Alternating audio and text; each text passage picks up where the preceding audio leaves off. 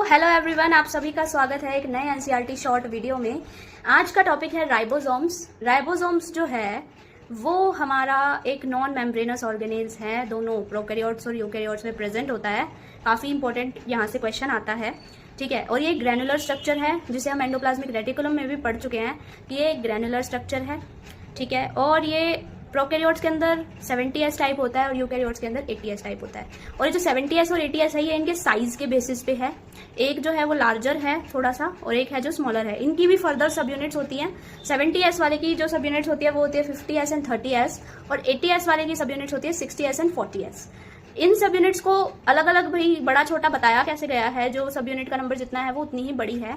इनका बेसिस है sedimentation coefficient, जो कि कैसे फाइंड आउट किया जाता है कि भाई जो ये है ना, इन्हें सेंट्रीफ्यूगेशन मशीन जो होती है उनमें डाला जाता है। जो चीज़ें नीचे रह जाती है वो होती है हमारी हैवी, और जो ऊपर आ जाती है वो होती है हमारी लाइट। तो जिस सीक्वेंस में ये आते गए, मान लो सबसे नीचे आ गया हमारा 50S, फिर आ गया 40S, 30S, ऐसे सबसे नीचे 60S, तो ऐसे आए ये इस सीक्वेंस में। और उस हिसाब से हमने इन्हें नंबरिंग दी कि ये 50S होगा, ये 60S होगा, ये 40S होगा। हमने कंपैरेटिव नंबरिंग की है, ठीक है। और इसे हम स्वेडबर्ग यूनिट बोलते हैं। राइबोसोम्स को फर्स्ट टाइम डिस्कवर किया था जॉर्ज पैलेडे ने, इसीलिए इनका नाम पड़ गया पैलेडे पार्टिकल्स। और जो हमारे राइबोसोम्स हैं, ये जब हमारा प्रोटीन का सिंथेसिस होता है तो ये एक सिंगल mRNA पे काफी सारे राइबोसोम चिपट के एक स्ट्रक्चर बनाते हैं जिसे बोलते हैं पॉलीसोम या पॉलीराइबोसोम।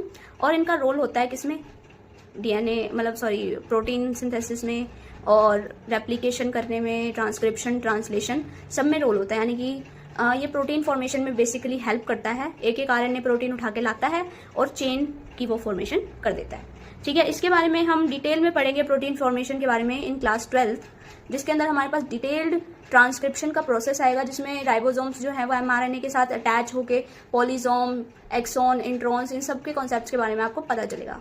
जब तक के लिए stay tuned and study more. Thank you so much.